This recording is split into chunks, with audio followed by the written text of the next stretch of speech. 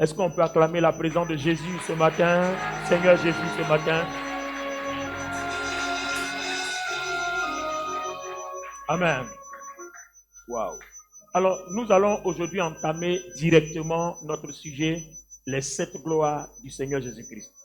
Et le sous-titre, c'est notre identité, notre position et nos privilèges en Christ à travers les 7 gloires. Amen. Hébreux, le chapitre 1, versets 1 à 3. Après avoir autrefois, à plusieurs reprises et de plusieurs manières, parlé à nos pères par les prophètes, Ayant autrefois à bien des reprises et de bien des manières parlé aux pères par les prophètes, Dieu, dans ces derniers temps, nous a parlé par le Fils. Dieu, à la fin de ces jours-là, nous a parlé dans le Fils, Il a établi héritier de toutes choses. qu'il a établi héritier de tout, Par lui, il a aussi créé l'univers. par qui aussi il a fait les mondes. Le Fils est le reflet de sa gloire Lui, le resplendissant de sa gloire et l'empreinte de sa personne, et l'empreinte de ce qu'il est, et il soutient toutes choses par sa parole puissante. il soutient tout par sa parole, par la parole de sa puissance. Il a fait la purification des péchés Ayant fait lui-même la purification des péchés, et s'est assis à la droite de la majesté divine il s'est assis à la droite de la majesté divine dans les lieux très hauts. dans les hauts lieux. Que le Seigneur bénisse sa parole et que Dieu qui siège au milieu de nous prenne totalement le contrôle et nous disons Amen. Merci de nous asseoir et encore soyez les bienvenus. Que le Seigneur te visite par sa parole et par son esprit. Amen. La parole est l'eau de vie.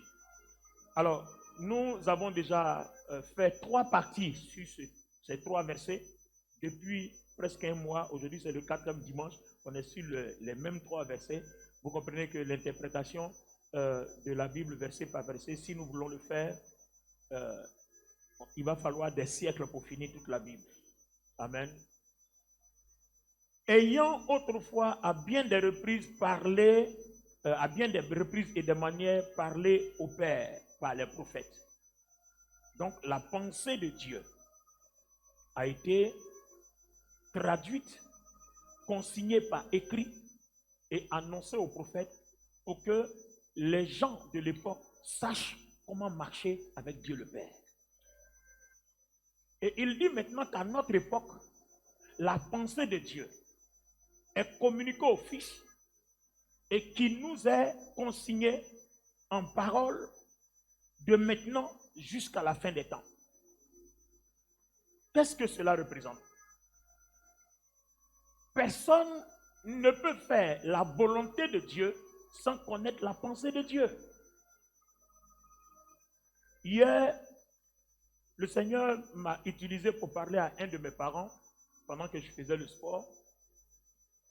Et puis, j'ai parlé pendant près d'1 heure et autres. Et quand j'ai fini, il m'a dit merci, j'avais besoin de comprendre toutes ces choses-là pour croire véritablement en Dieu. Ça m'a tellement fait plaisir. Moi seul, je courais et puis j'acclamais le Seigneur. Et par quelle représentation? J'ai utilisé ce même verset. Je lui ai dit par exemple, imagine que toi, tu es Dieu. Tu crées ton monde. Les gens que tu as créés pour remplir ton monde n'ont pas demandé à être dans le monde que toi tu as décidé de créer de par ton propre chef. C'est toi qui les as façonnés, tu les as déposés là.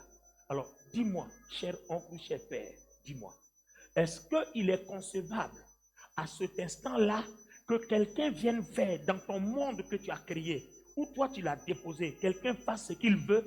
Il me dit non. Il dit, tu vois que c'est évident.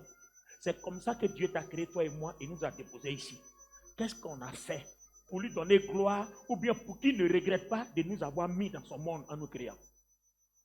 Voilà tout le sujet. Voici tout le sujet. Donc, si vous avez compris, voici tout le sujet de notre existence.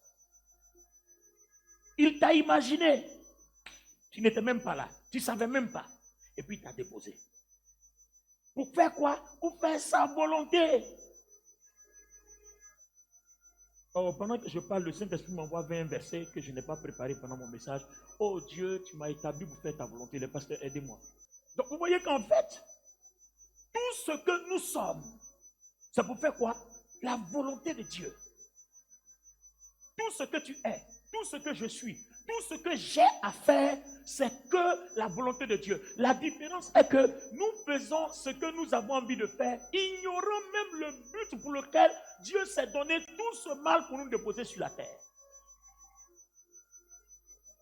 Maintenant, pendant que nous faisons ce que nous voulons qu'il nous accompagne dans le processus. Ça ne peut pas fonctionner, mes frères et sœurs. Ça ne peut pas fonctionner. Vous-même chez vous à la maison, vous qui avez des enfants, quand un enfant commence à être rebelle, vous lui parlez, c'est votre enfant, vous lui parlez, vous allez lui parler 3 fois. Après, vous ne vous en occupez plus parce que vous ne pouvez rien faire d'autre. Tu ne vas pas le tuer, tu ne vas rien faire, c'est ton sang. Donc tu ne t'occupes plus de lui. Parce que tu ne sais pas comment tu vas faire pour le changer. Donc vous allez voir que dans la maison, tu parles un à gauche, tu parles d'autre à gauche, mais lui, tu ne lui parles pas. Parce que à quoi ça sert quand tu vas lui dire, il ne va pas faire. Donc je vais parler à celui qui va faire. C'est exactement comme ça. Et dans ce processus, après Malachie, Dieu a mis plus de 400 ans. Il ne parlait plus aux prophètes. Parce que personne ne l'écoutait. Même Dieu. De Malachie jusqu'à Matthieu, il y a eu au moins 400 années où Dieu est resté bouche fermée. Il n'a pas parlé à quelqu'un. Parce que quand il parle, personne ne met en pratique. Donc, à quoi ça sert de parler à quelqu'un qui ne va jamais faire ce que tu dis? Quelqu'un comprend ce matin ce que Dieu nous dit? Alléluia. Alléluia. Alors, ce matin, il faut que nous comprenions. Si nous voulons que Dieu est avec nous, et généralement, c'est ce que nous confessons, hein? Si Dieu est avec nous, qui sera contre nous? Mais ce que tu dis là, est-ce que tu as mesuré la portée de ce que tu dis? Est-ce que tu récites? Ou bien tu ne comprends pas? Parce que si Dieu est avec nous, qui sera contre nous? Ça veut dire que si Dieu marche à mes côtés, si Dieu adhère à ce que je fais, si Dieu est impliqué dans ce que je fais, alors celui qui m'attaque, Dieu me défend. Donc pendant que tu dis, si Dieu est avec moi, qui sera contre moi?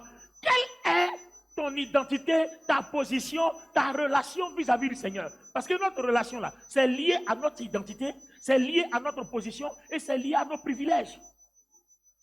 Donc à quel stade de cette relation-là es-tu pendant que tu dis, si Dieu est avec moi? Est-ce que tu le récites ou bien tu as une conviction qu'il est avec toi ou bien tu le dis parce que tu as entendu ça à l'église? Alors les amis, il faut qu'on réfléchisse à ça. Alors revenons par exemple dans notre texte. Je vais vous dévoiler tout à l'heure les 7 gloires du Seigneur et puis les expliquer gloire par gloire jusqu'au 7. Parce que pour ceux qui suivent le Zoom avec nous, le chiffre 7 c'est la complétude. C'est-à-dire 7 c'est l'ensemble de tout ce qui est Dieu. À 8, tu as dépassé Dieu, ça ne marchera jamais. C'est pour ça que le diable, il a tout fait, mais son chiffre c'est 6. Le chiffre de la chair. Et 7, c'est le chiffre de l'esprit. Ça marque la totalité. Et en théologie, on appelle ça la complétude. Donc quand tu arrives au niveau 7, il n'y a pas plus grand que toi. Ça veut dire que tu as tout ce qu'il faut pour dominer tout. C'est pour ça que Jésus-Christ n'a pas 8 gloires, mais il en a que 7. 7, c'est suffisant pour qu'il domine le ciel et la terre d'éternité en éternité. Amen. C'est la gloire suprême. Il n'y a pas autre, il n'y a pas plus, il n'y a pas au-delà. Quelqu'un me donne son amen bien. Alors, ici, les 7 gloires que nous allons expliquer, il faudra comprendre ça. Parce qu'on ne te l'explique pas pour te donner de la connaissance. On te l'explique pour montrer qui tu es en esprit. C'est-à-dire qui tu es en Jésus-Christ. Et qu'est-ce que tu peux faire avec quand tu es comme ça en Jésus-Christ. Le Saint-Esprit parle bien à travers moi. Est-ce qu'on comprend bien? Alléluia.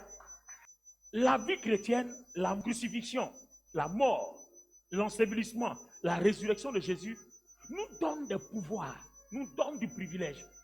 C'est pour qu'on puisse vivre la volonté de Dieu qu'il a fait ça. Parce que cette volonté-là, on n'a pas pu la vivre. Le diable nous l'a arraché dans le jardin d'Éden. Il est venu restaurer. Donc, pour ne plus que le diable nous l'arrache, ce que je vais dire maintenant, c'est ce qu'il a fait de nous pour que le diable ne puisse plus rien. C'est comme ça qu'il faut comprendre ça. Donc, ce que je vais te dire là, ce n'est pas pour que tu ailles réciter pour dire au diable, oui, non. Il faut le proclamer, il faut le déclarer en le vivant parce que tu sais qui tu es. Tu sais sur quoi tu es arrêté et tu sais de quoi il est question. Mon ami, si tu ne sais pas qui tu es, tu ne sais pas ce que tu es, ben, tu vas comprendre qu'on va faire de toi n'importe quoi. Amen. Bien, allons-y. On va commencer à interpréter. Donc, au verset 2, Dieu, à la fin de ces jours-là, nous a parlé par le Fils qu'il a établi héritier de tout. Donc, la première gloire du Christ, c'est que Christ est héritier de tout ce que Dieu a créé. C'est-à-dire, après le Père, c'est lui. Première gloire. Donc, tout ce que le Père possède est à lui. Il est propriétaire au même titre que le Père. De par le fait que le Père l'a établi fils avec puissance. Quand nous lisons dans d'autres versions, dans Colossiens, il a été établi fils avec puissance. Donc, tout ce que le Père est, c'est pour lui. Tout ce que le Père a, c'est pour lui. Tout ce que le Père contrôle, c'est pour lui. Lui aussi le contrôle. Donc déjà, je situe mon identité, ma position et mes privilèges dans cet héritage-là. Version parole vivante. Lisez-moi seulement quelques 3, 4, 5, 6 versets. 1 Corinthiens 6, 17.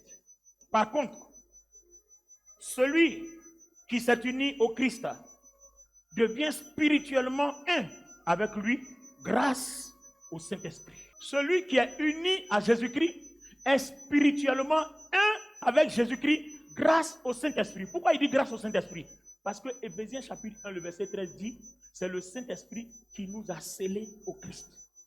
Maintenant, pourquoi toi et moi on est scellés au Christ? Quelle est la condition pour que toi et moi on soit unis au Christ? Donc si vous ne comprenez pas le principe de l'union avec le Christ, vous ne pouvez pas comprendre votre autorité spirituelle. Alors, le principe de l'union avec le Christ, Romains 6:3. Auriez-vous oublié que tous les baptisés ont fait acte de mort au péché? Ou bien ne savez-vous pas que nous sommes tous, nous qui avons été immergés en Jésus-Christ, nous avons été plongés en sa mort?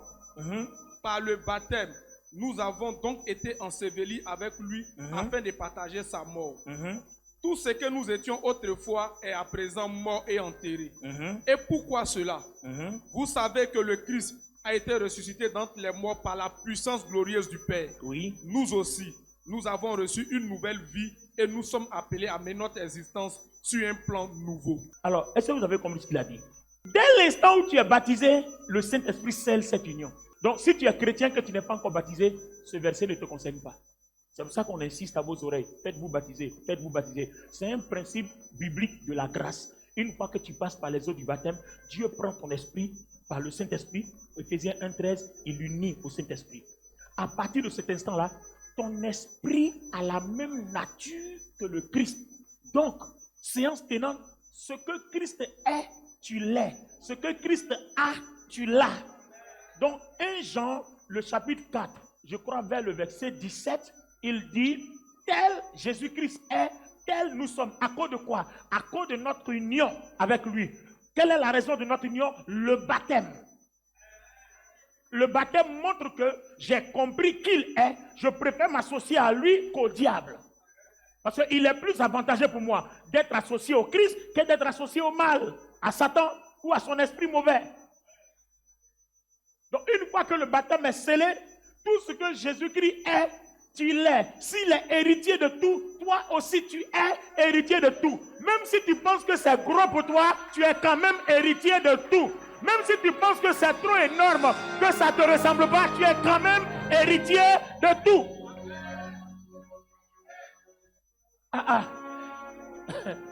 My God.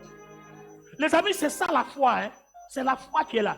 C'est-à-dire, même si tu penses que tu es d'une famille pauvre, que Jésus-Christ, héritier de l'univers, avec toute sa puissance, c'est trop petit pour toi, tu es quand même héritier de tout. Pourquoi? Parce que tu es uni au Christ. Aussi simplement. Tu n'as même pas besoin de te mettre martel en tête. Ce n'est pas nécessaire. Tu es héritier de tout. Maintenant, une chose est de savoir que tu es héritier de tout, mais une autre est de comprendre que tu es héritier de tout. C'est-à-dire comprendre que tu es héritier de tout. En quoi est-ce que cela t'est bénéfique?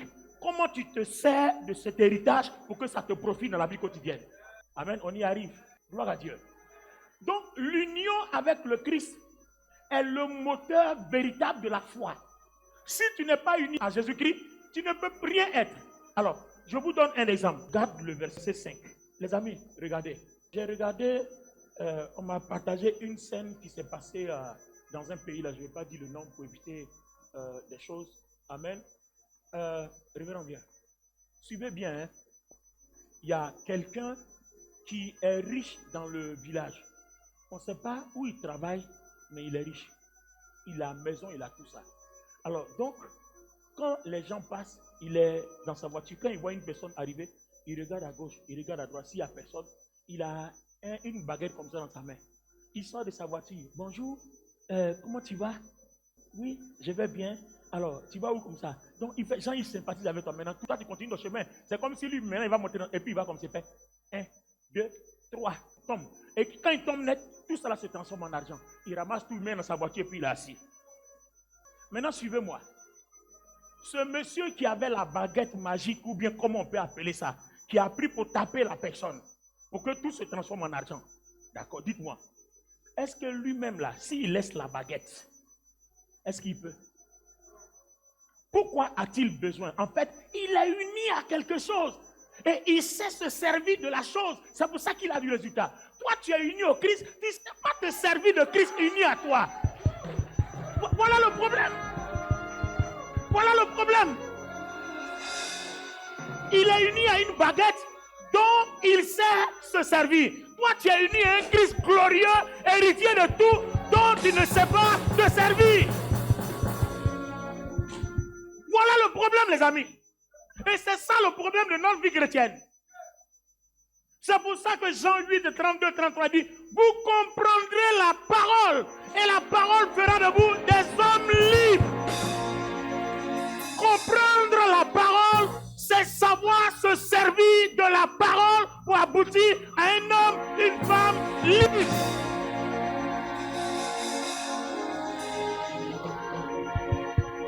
Donc nous ne sommes pas une phase d'écouter la parole, mais de la comprendre et de savoir utiliser cette parole qui fera de nous des gens affranchis et libres. On a la promesse que si le Fils nous affranchit, on n'est pas simplement libre, mais on est réellement libre.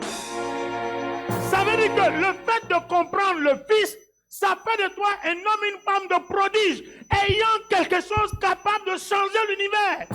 Mais il faut savoir s'en servir.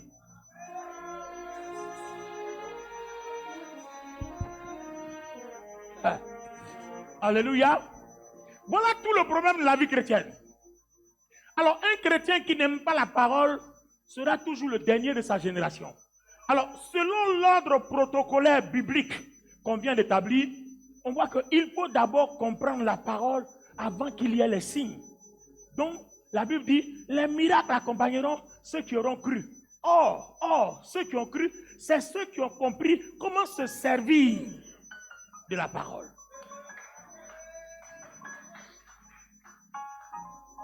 Les chrétiens n'aiment pas s'asseoir pour qu'on leur enseigne comment faire pour que la puissance de la parole accompagne leur vie.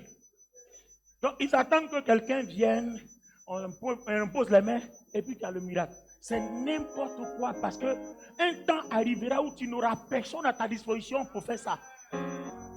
Un temps arrivera où tu n'auras personne à ta disposition pour faire ça. C'est là que tu vas dire, ah, j'aurais dû apprendre.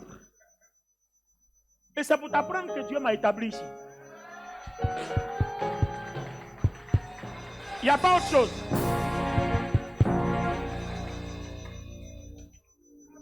C'est pour t'apprendre qu'il m'a établi ici. Et c'est ce que je ne cesse de faire depuis que je suis établi ici.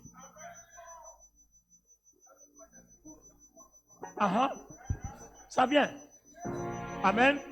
Alors, il vient de dire quelque chose qui va m'aider à continuer sur la deuxième gloire. Il a parlé de mode d'emploi. Le problème n'est pas d'avoir de l'argent pour payer un écran 200 pouces pour déposer dans ta maison. Il faut savoir l'installer. Il faut savoir changer les chaînes. Il faut savoir utiliser ce service de la télécommande. Et puis maintenant, si tu vas avoir d'autres chaînes, même si on vient te déposer le matériel de canal, il faut savoir quel fil tu branches où et quel fil tu branches là. Donc, il y a toute une connexion.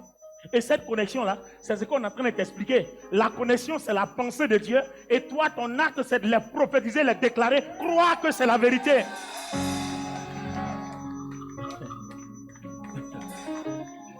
Alléluia. Waouh.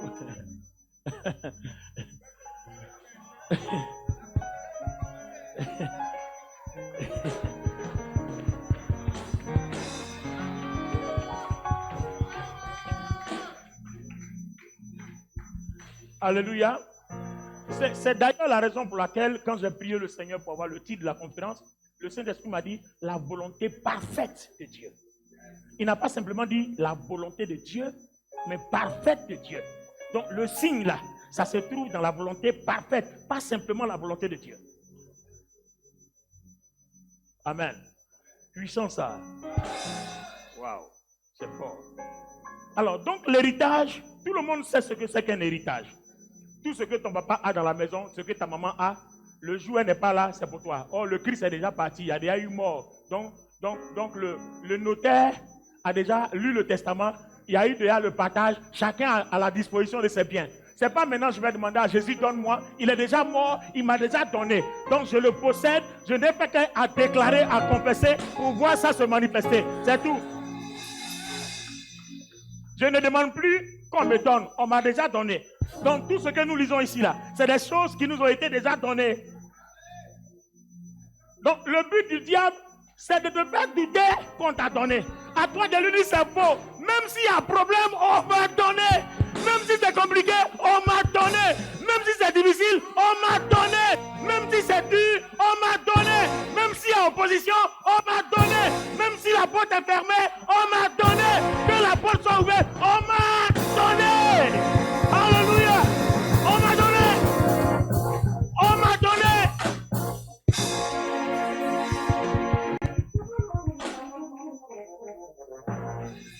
Amen. Vous voyez, Dieu même sait faire des choses. Je ne sais même pas comment la clé de ma voiture s'est retrouvée là. Moi, il y a vu, il me demande, mais qui a mis ça là? En ramassant les choses, c'est rentré dedans. Alors, voilà l'exemple. Ça, c'est la clé de ma voiture. Elle est garée dehors. Qu'il y ait essence, qu'il n'y ait pas essence. On peut rouler, on ne peut pas rouler. J'ai la voiture.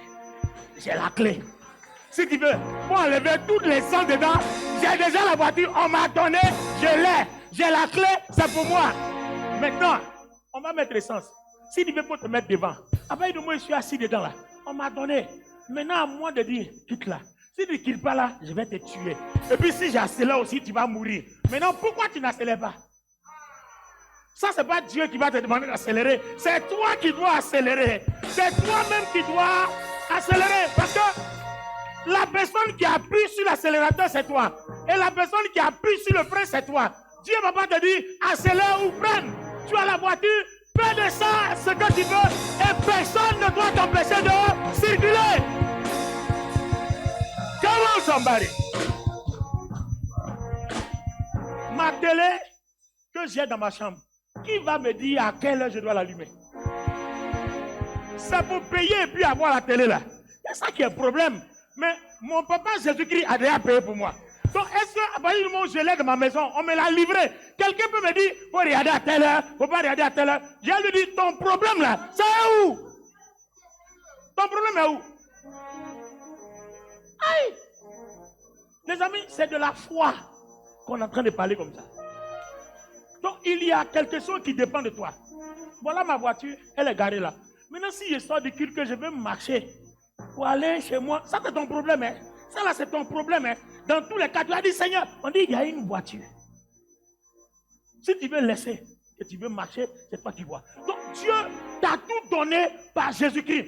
il est déjà mort à la croix. Le prix est déjà payé. Tu as tout. Maintenant, si toi, tu n'as pas envie de te disposer pour te servir, que tu veux continuer à souffrir, c'est ton problème. C'est ton problème.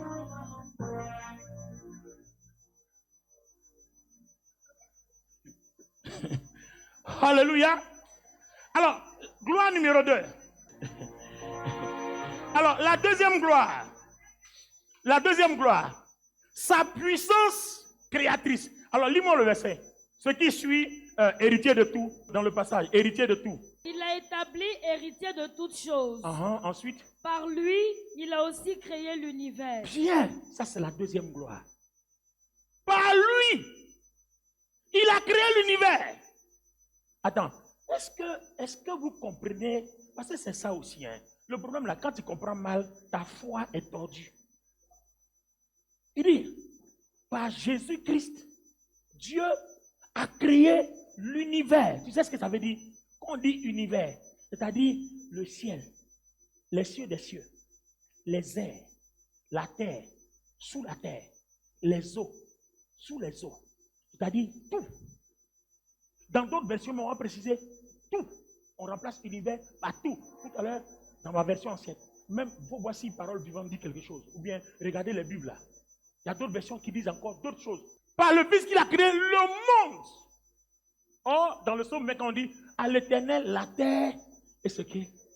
Or, on dit il est héritier. Donc, il est héritier de la terre et ce que la terre enferme. Et on vient se rendre compte qu'il n'est pas héritier par hasard. Il est héritier parce que c'est par lui qu'on a tout créé. Donc, en effet, il est propriétaire de tout depuis le commencement. Donc, ce n'est pas étonnant qu'il soit héritier après le testament. Tu comprends? Dans le testament, ce n'est pas étonnant qu'il soit héritier. C'est pas lui que tout a été créé. Maintenant, regardez bien. Quand ta vie ne bouge pas, qui est l'opposition? C'est les ténèbres. Ténèbres, c'est pas lui qu'on a créé ténèbres. Donc Jésus veut que tu le prennes pour le confronter aux ténèbres. Donc ténèbres connaît son chef. Donc si toi tu sais de quoi tu parles, les ténèbres vont s'éloigner parce qu'ils savent que tu sais qui est leur chef. Donc en fait, c'est écrit. Satan n'aura pas peur de toi parce que tu as jeûné 40 jours. Il ne fait rien avec ça. Et la preuve, c'est après 40 jours de jeûne que Satan est venu se présenter à Jésus comme pour dire, il n'a pas peur des gens qui jeûnent, il n'a pas peur des gens qui prient, mais il a peur des gens qui connaissent leur identité, qui connaissent qui est leur chef, qui connaissent qui est leur créateur, qui connaissent qui est la puissance de Dieu. Va jeûner, il s'en fout de ça. Fini de jeûner, il va te faire tomber l'impudicité. Tu jeûnes 40 jours, tu descends, le lendemain, tu es dans l'urgueur. Et puis, quand tu as fini là, il a tout pris. Tu vas aller recommencer encore. Donc, il n'a pas peur des gens qui jeûnent. Il n'a pas peur des gens qui prient 7 heures. Ou bien il n'a pas peur des gens qui prient toute la nuit. Mais il a peur des gens qui savent se servir de leur identité, la parole. D'abord, tu as la même nature que lui. Donc, s'il est héritier, tu es héritier. Maintenant, on dit, par lui, tout est créé. Ça veut dire que toi-même là, par ton union avec lui, la création, le monde est soumis à tes pieds. À cause de qui? À cause du Christ. C'est le bâton dont le magicien sait se servir là. C'est pour ça qu'il transforme un homme en argent. Est-ce que quelqu'un comprend? Donc toi, à partir du moment où Christ est uni à toi, tout l'univers est à tes pieds. Donc, que tu crois, que tu ne crois pas, que tu as envie de faire, que tu n'as pas envie de faire, ça ne change rien du fait que tout l'univers est à tes pieds. Que tu penses que tu es nul, que tu penses que tu es un cochon ou bien tu es bête, permettez-moi ce thème-là, que tu penses que tu es minable, ça ne change rien que dans le testament, on dit que l'univers est à tes pieds. C'est tout. Que tu aies faim, tu sois d'une famille riche, tu sois d'une famille pauvre, ça ne change rien du fait que la Bible dit que l'univers est à tes pieds à cause de ton union avec le Christ.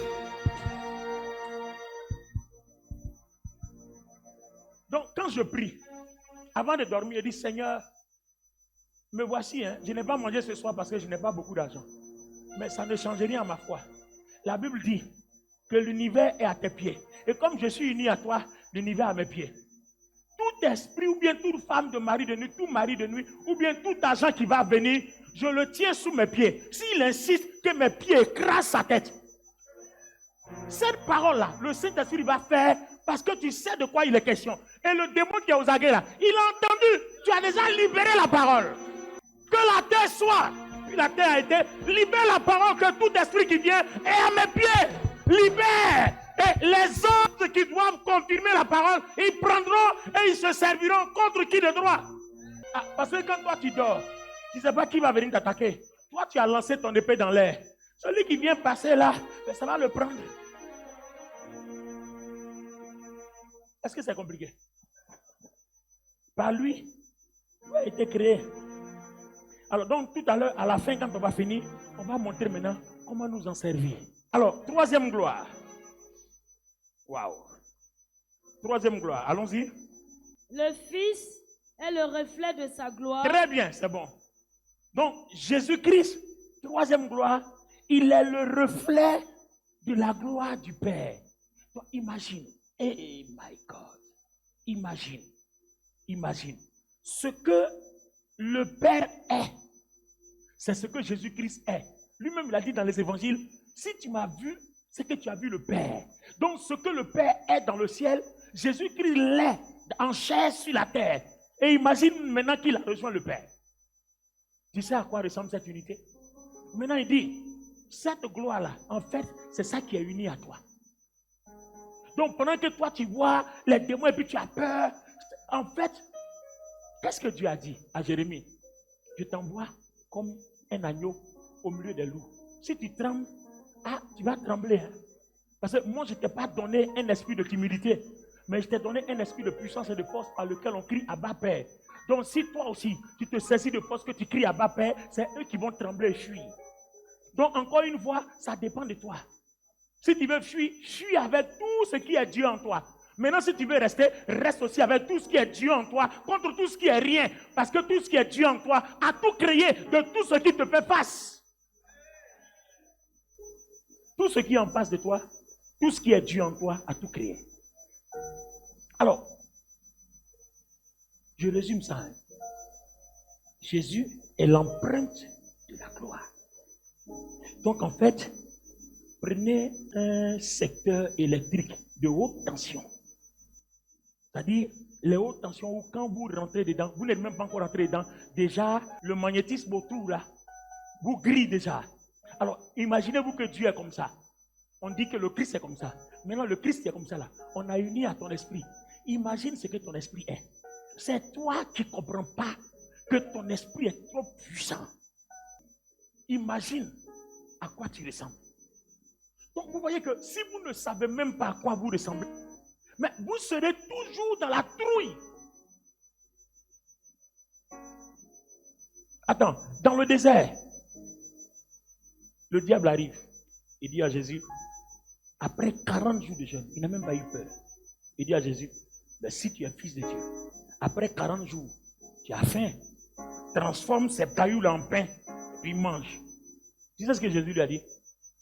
Jésus lui dit, il est écrit. C'est-à-dire, Jésus lui envoie la gloire du Père. Il n'a pas dit, tu ne sais pas que je suis le Fils de Dieu. Non, hein. Il prend la parole là, qui est la gloire du Père là, et puis il envoie ça au diable. Donc lui, il a arrêté. Hein. Voici un mode d'emploi. Voici un premier mode d'emploi. Prends si tu as compris le mot d'emploi. Jésus a pris la parole là, qui est la gloire du Père, et puis il lui a envoyé. Au commencement était la parole. La parole était avec Dieu, et la parole est Dieu. Et la parole est faite chair, c'est-à-dire la parole est Jésus-Christ, et la parole est en même temps Dieu. Ça part du fait que Dieu est dans le Père, est dans le Fils, et le Fils est dans le Père. Donc il prend le Père, il l'envoie au diable. Quand le diable lui dit, monte là-bas, saute. Il dit, mon Père a le pouvoir, mais je ne sauterai pas, parce qu'il est écrit. Il prend la parole, il l'envoie. Donc, en face de chacun de tes problèmes, il y a forcément une parole qui est la réponse. En face de chaque problème, il y a toujours une parole dans la Bible qui est la réponse.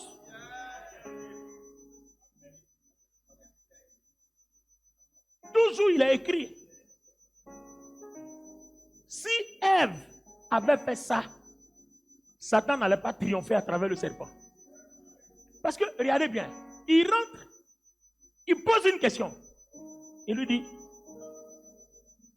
Dieu a-t-il réellement dit? Pourtant, elle avait déjà dit, Dieu a dit. Et puis lui répond, Dieu a-t-il réellement dit? Si Ève disait, oui, il a dit qu'on ne doit pas manger, il allait sortir. Parce qu'elle l'a confronté à la gloire du Père. Parce que la parole du Père, c'est la gloire du Père. C'est la présence du Père, c'est l'autorité du Père, c'est la signature du Père, c'est le témoignage du Père. Et rien ne peut résister devant le témoignage du Père. Rien ne peut résister devant le témoignage du Père. Attends, mais quand Dieu se présente, ça change les calculs. Regardez souvent, quand les sorciers veulent vous tuer, il y a une erreur qu'ils commettent. Souvent, ils font leur calcul, et puis souvent, ils oublient que Dieu est toi. Mais c'est ça. Parce qu'ils font leur calcul, mais ils oublient que quand ils vont mettre à l'exécution, il y a quelqu'un d'autre, autre que toi, qui va intervenir. Ils oublient. Parce que dans ton calcul, il y a Dieu. Mais eux, ils pensent qu'ils peuvent te vaincre. Parce que peut-être ils ont trouvé une faiblesse quelque part. Mais on a tous des faiblesses. Mais ce n'est pas pour ça que Dieu n'est pas avec nous. Vous voulez que je parle de la Bible? On a tous des faiblesses. Ce n'est pas pour ça que Dieu n'est pas avec nous. Amen. Donc si peut-être que quelqu'un a vu une faiblesse en toi, qu'il pense que pour cette faiblesse-là, il va te faire façon, et puis Dieu ne va rien dire, il a menti. Hein? Noé était quelqu'un qui aimait le vin. Mais quand je lis ma Bible dans Genèse 10, Dieu dit que Noé est juste. Donc en fait, la justice de Dieu ne regarde pas au vin qu'il aime, mais regarde dans l'état de son cœur.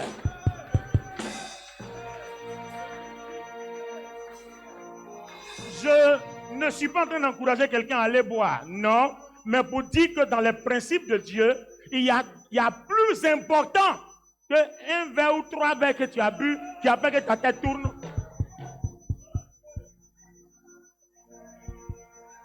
Je ne vous dis pas d'aller boire 3 verres, mais je suis en train de vous expliquer un principe biblique. Alléluia.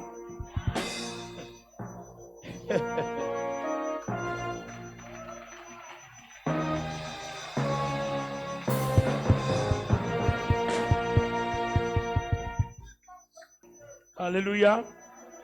Est-ce que quelqu'un est béni ce matin? Quelqu'un est vraiment béni ce matin? Amen. Noé était ivre. Toute sa nudité était dehors. Mais celui qui allait parler là, quand Noé a parlé, ça a pris. Pourquoi quand Noé a parlé, Dieu n'a pas dit, est-ce que toi-même tu n'étais pas vraiment chose qui t'a découvert, non? Donc laisse le petit enfant. Dieu n'a pas parlé de ça. Hein.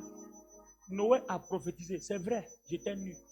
Mais quand on lit dans les Écritures là, quel droit on t'a donné d'aller raconter dehors? Je suis nu entre Dieu et moi.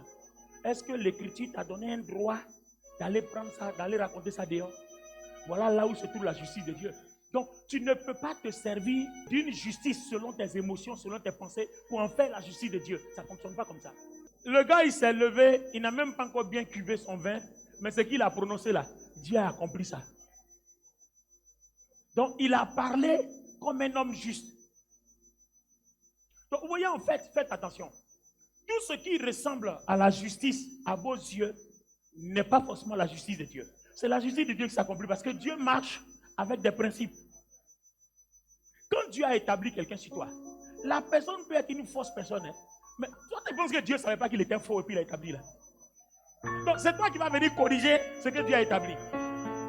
Aïe, dans esprit, dans Actes des Apôtres, le chapitre 10, Corneille a prié, il est païen. Hein? Et puis il faisait des aumônes. Dieu a dans son païen là, les offrandes qu'il faisait là, Dieu a agréé ça. Jusqu'à ce que Dieu dise, Pierre, va prier pour lui. Et puis Dieu décrit Corneille comme étant quelqu'un d'impur, très sale. Il monte des animaux, des quadrupèdes. Dans la loi, on ne doit pas manger ces animaux-là. Et puis il dit à Pierre, tu les manges. En temps, il n'a pas encore dit que c'est de Corneille qu'il parle. Tu les manges. Et puis Pierre dit, moi je ne peux rien manger d'impur. Et puis il dit à Pierre, qui t'a dit que animal qui est impur là, qui a dit on ne mange pas? C'est moi qui ai dit on ne mange pas. Je sais pourquoi j'ai dit on ne mange pas. Mais mange parce que je suis dedans. Mange.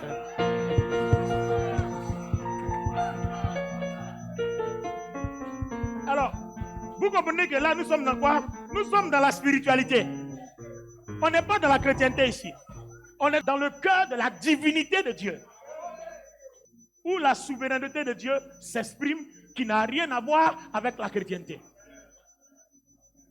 Quand Dieu veut accomplir un but, il se sert de qui il veut. Est-ce que vous savez, les Jézabel, les Athalie, toutes les femmes sorcières qui ont triomphé, c'est Dieu qui leur a donné la période pour que Israël cherche sa face. Sinon, en temps normal, Jézabel ne peut pas. Mais quand Joas a été prêt, il dit au sacrificateur Jéhozada, le temps est arrivé pour moi, je vais élever le petit Joas à l'âge de 7 ans.